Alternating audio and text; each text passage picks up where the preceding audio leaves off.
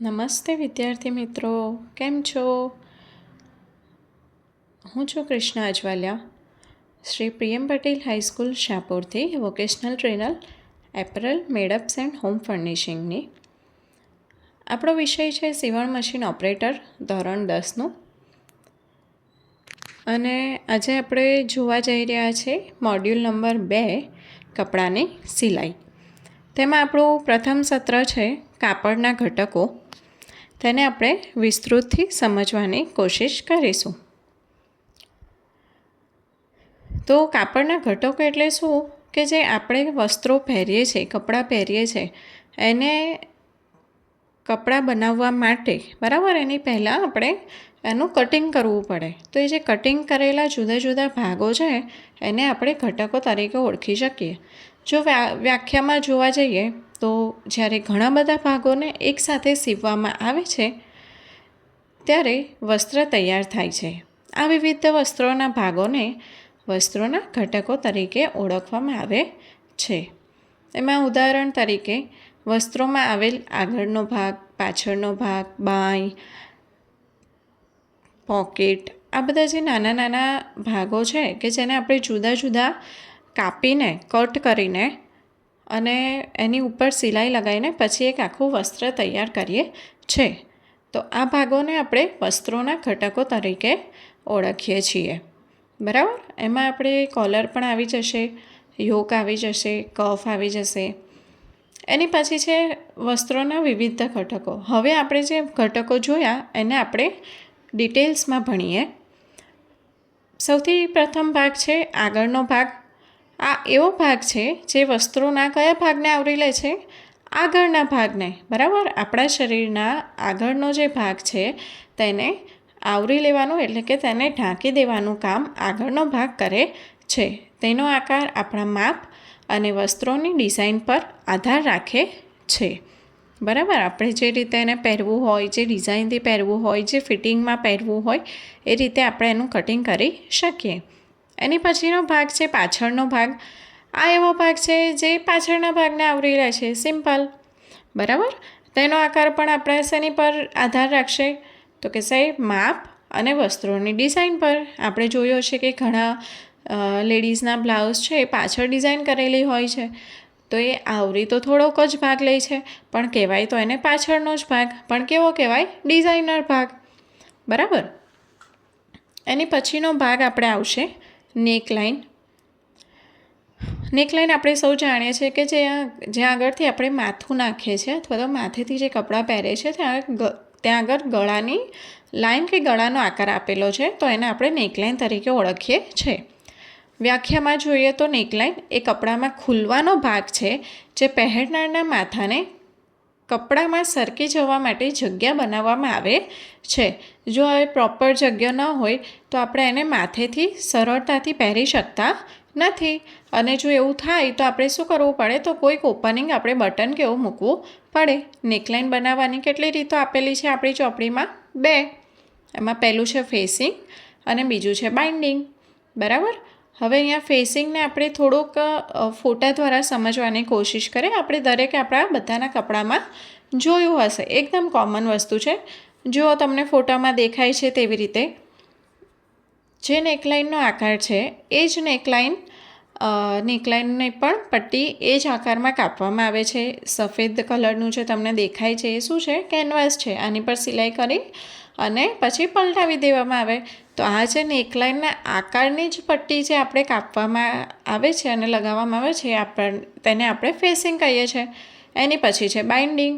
Binding કેવી રીતે કરવામાં આવશે? તો કે આપણે જે બાયસ પટ્ટી કાપીએ છીએ કે જે દરેક ગોળાકાર ભાગ ઉપર સરળતાથી બેસી શકે એવી બાયસ પટ્ટીને કાપીને બાઇન્ડિંગ તરીકે લગાવવામાં આવે છે.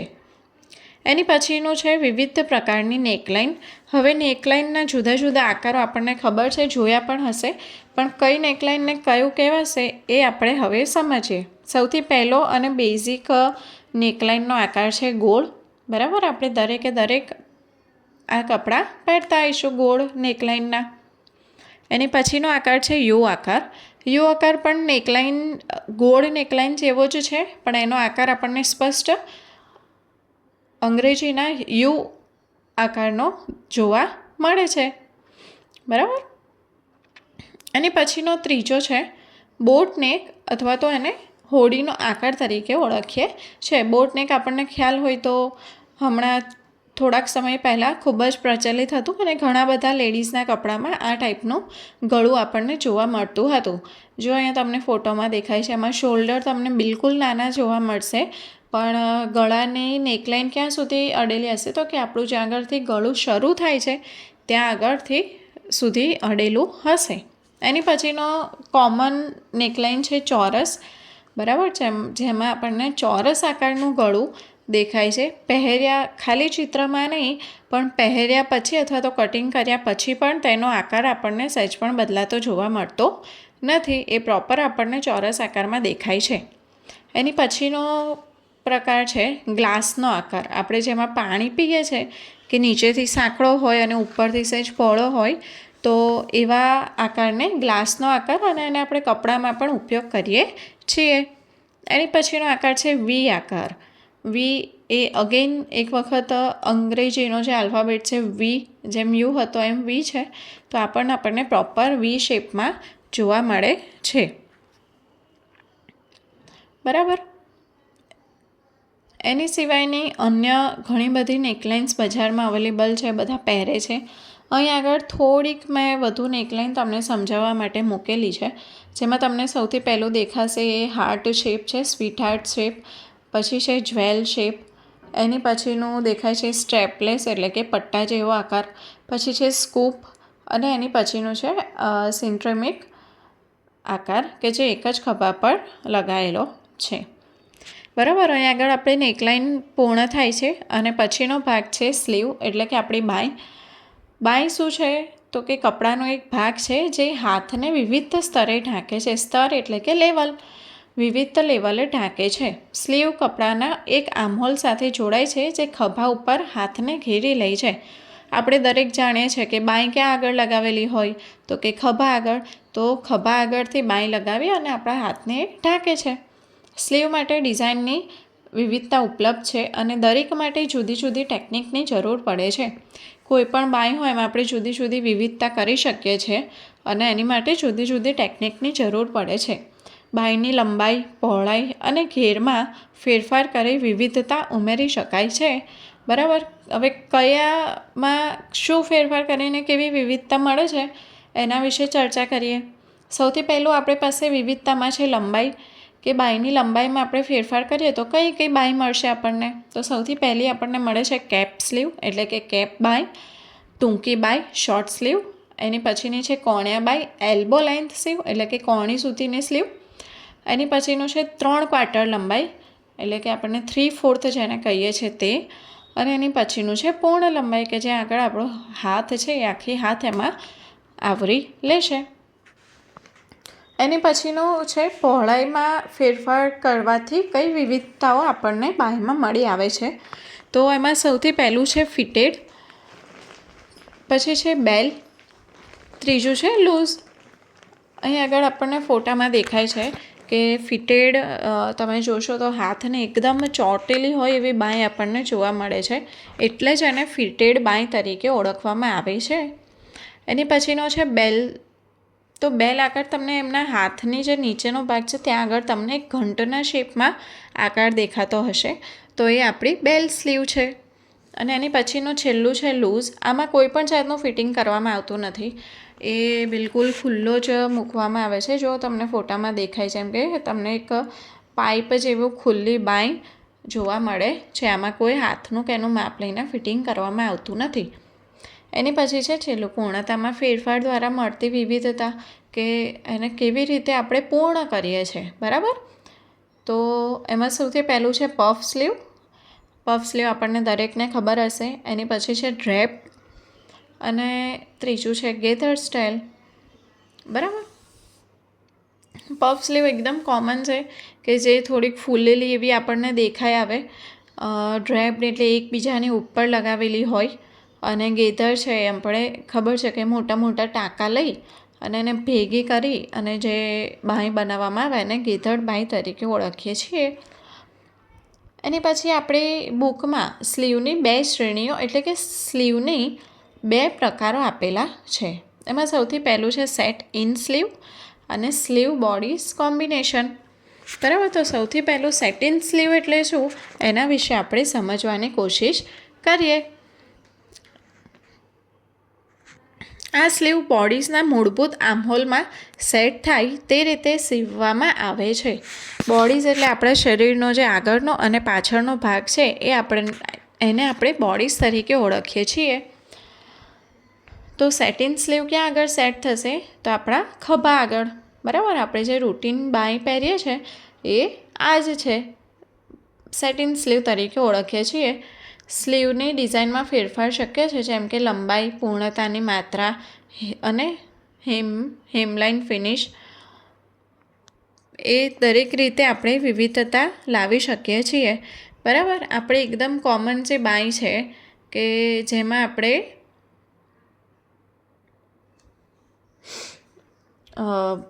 ખભા આગળ જે કરીએ છીએ ફિટ, એને આપણે સેટિન સ્લીવ કહીએ છીએ. એના પ્રકારો આપેલા છે, ઉદાહરણ આપેલા છે: puff, petal, bell, cap sleeve, bishop, leg o mutton અને છેલ્લું છે કાઉલ.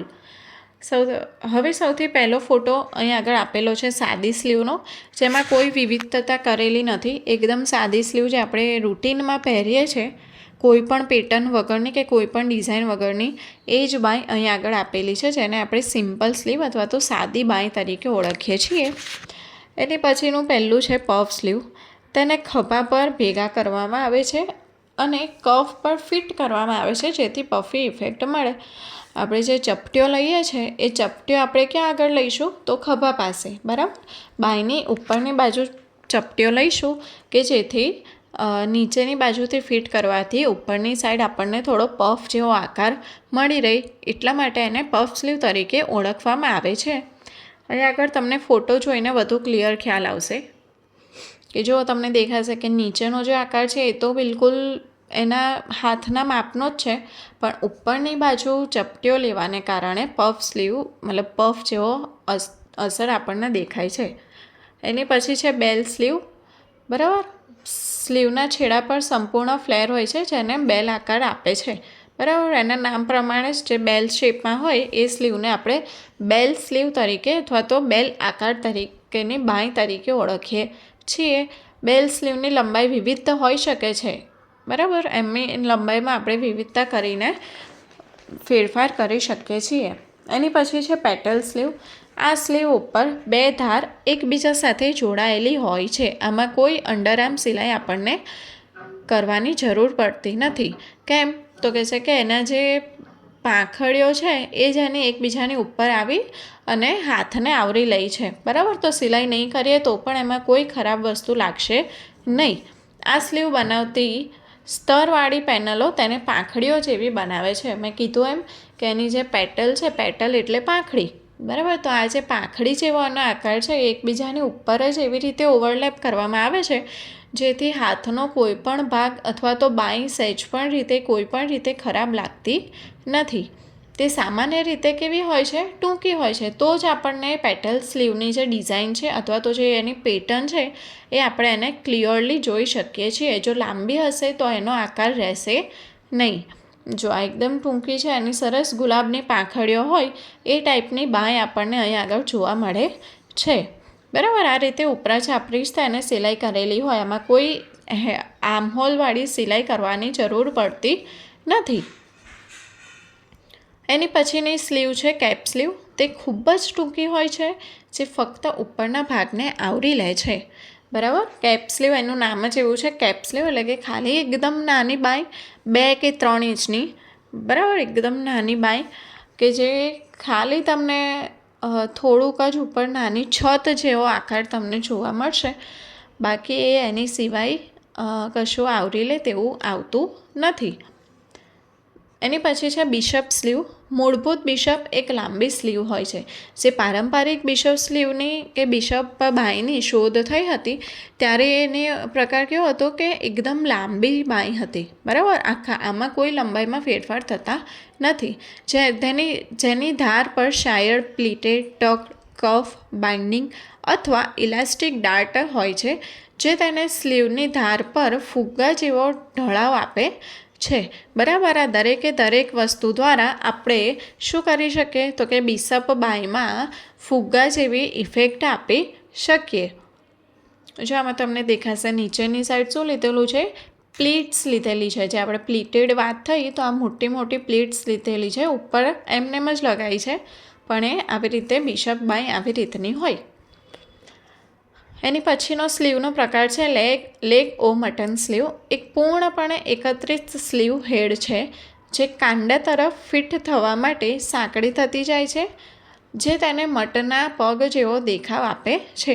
ઉપરથી તો એ બિલકુલ ખુલ્લી છે, બરાબર, પણ જેમ જેમ કોણીના ભાગથી નીચેના ભાગ તરફ જશે ત્યાં આગળ આપણા હાથના માપનું અથવા તો એકદમ ફિટ આકારમાં ઢળે છે, જેથી એનો આકાર આપણને કેવો દેખાય છે, મરઘીના પગ જેવો, લેગ ઓફ મટન. બરાબર, ઘેટાના પગ જેવો દેખાવ માટે જાણીતું છે. તેમાં ખભાથી ઉપરના હાથ સુધી સંપૂર્ણતા છે અને કોણીથી કાંડા સુધી ચુસ્ત ફિટિંગ છે. બરાબર, ઉપર ખુલ્લી છે હમણાં કીધું એમ, અને નીચેની સાઈડથી ફિટ છે. આ સ્લીવમાં ઊંચાઈ અને પહોળાઈ ઉમેરવા માટે ઉપરની સ્લીવને કાપીને અને ફેલાવીને બનાવવામાં આવે છે.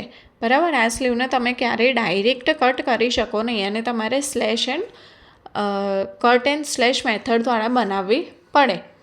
જો આ પિક્ચરમાં તમને ક્લિયરલી એની જે તમે બાંય જોશો તો તમને એમાં અહેસાસ થશે કે મટનના પગ જેવો આકાર ક્લિયરલી દેખાય છે. તો એના આકારને લીધે જ આ બાયનું નામ લેગ ઓ મટન તરીકે ઓળખાય છે. એની પછીનું છેલ્લું છે કાઉલ સ્લીવ. આ એક નેકલાઇનનો પ્રકાર છે કે જે તમે જોયો છે કે આગળની સાઈડથી થોડાક યુ શેપના ઘણા બધા યુ શેપના આકાર પડે છે. એ વસ્તુ હવે અહીં આગળ આપણે બાયમાં ઉપયોગ લીધી છે. તે કાઉલ નેકલાઇન બોડીસ જેવો જ ઢીલી અસર બનાવે છે. કાઉલ સ્લીવમાં વધારાની કેપ, ઊંચાઈ અને પહોળાઈ હોય છે, જે ત્રિકોણ આકાર ઉમેરો દ્વારા બનાવે છે. તે કાપડના બાયસ ગ્રેઇન પર કાપવામાં આવે છે. હવે આ જે આપણી કાઉલ ઇફેક્ટ છે એ ક્યારેય સીધા કટ પર કાપી શકાય નહીં. હંમેશા આપણે બાયસ કટ પર કાપવું પડે તો જ આકાર મળે. સેટિન સ્લીવ અહીં આગળ પૂરી થાય છે. એની પછીનો બીજો પ્રકાર છે સ્લીવ બોડીસ કોમ્બિનેશન. સ્લીવ અને બોડીસને જોડીને પેટર્ન બનાવી શકાય છે, જેનાથી આર્મહોલ સિલાઈ દૂર થાય છે. હવે પહેલાંમાં આપણે આર્મહોલ સિલાઈ લેતા હતા, બરાબર, આપણે બગલથી હાથ સુધી નીચેની બાજુ સિલાઈ આપણે લઈએ છીએ. જ્યારે સ્લીવ બોડીસ કોમ્બિનેશનમાં એટલે કે બોડીસ સાથે જો સ્લીવ જોડાયેલી હોય તો આપણે આર્મહોલ સિલાઈ લેવાની જરૂર પડતી નથી. એની પછી છે પહેલું એમાં જ રેગ્લાન સ્લીવ. આ સ્લીવ બોડીસ સાથે જોડાયેલી છે, જેમાં એક ત્રાંસી સિલાઈ આગળના ભાગથી અંડરઆર્મથી અને પાછળના ભાગથી નેકલાઇન સુધી ચાલે છે. હવે આમાં જે આપણે શોલ્ડરથી જોઈન્ટ કરતા હતા ખભાથી, એ આપણે આમાં કરીશું નહીં. આ ક્યાં આગળ જશે, સીધું નેકલાઇન પાસેથી બાંય શરૂ થશે. તેમાં ઘણી ભિન્નતાઓ હોય છે.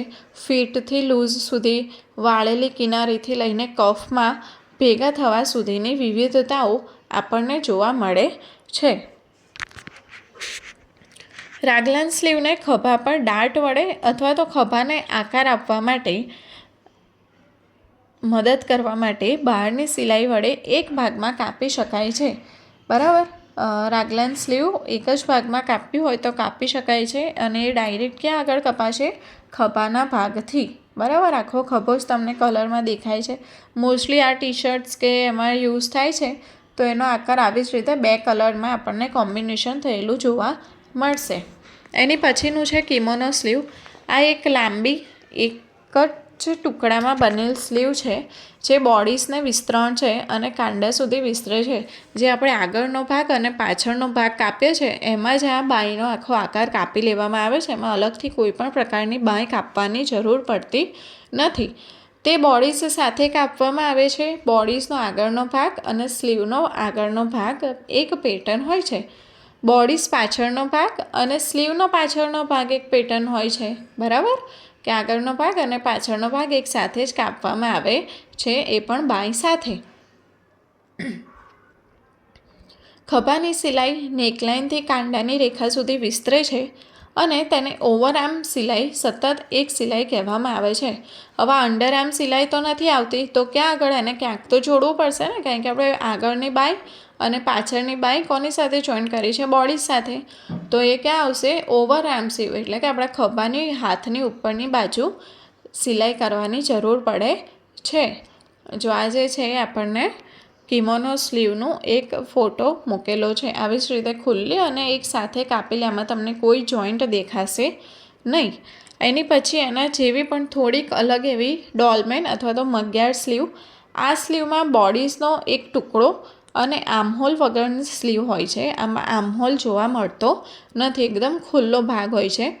બોડીઝના વિસ્તરણ તરીકે સ્લીવ કાપવામાં આવે છે. જેમ આપણે કિમોનો કાપતા હતા એવી જ રીતે મગિયાળ પણ કાપવામાં આવે છે. ક્યારેક સરળતા માટે અંડરઆર્મમાં ગસેટ ઉમેરવામાં આવે છે. જ્યારે હાથ વાળવામાં આવે છે ત્યારે તે ખૂબ જ સુંદર ફોલ્ડ બને છે. બરાબર, એમને એમ હશે ત્યાર તો એની ડિઝાઇન નહીં દેખાય, પણ જ્યારે આપણે એનો હાથ વાળીશું ત્યારે એની સુંદરતા વધુ નિરખીને આવે છે. ડોલમેન સ્લીવ કિમોનો સ્લીવ જેવી હોય છે, જેમાં આર્મહોલની સિલાઈ લાઇન પર વધુ પૂર્ણતા હોય છે. બરાબર, આર્મહોલની જોઈ લો તમે, સાઈડમાં તમને સિલાઈ જોવા મળશે. અહીં આગળ છે કિમોનો સ્લીવ અને ડોલમેન સ્લીવનો તફાવત. તો કિમોનો આપણને નીચેની સાઈડથી ખુલ્લી થતી જોવા મળે છે, જ્યારે ડોલમેન સ્લીવ છે એ આપણને બગલના ભાગથી, એટલે કે ખભા આગળથી ખુલ્લો ભાગ જોવા મળે છે. આની પછીનો આપણે આગળ ભાગ 2માં ભણીશું. થેન્ક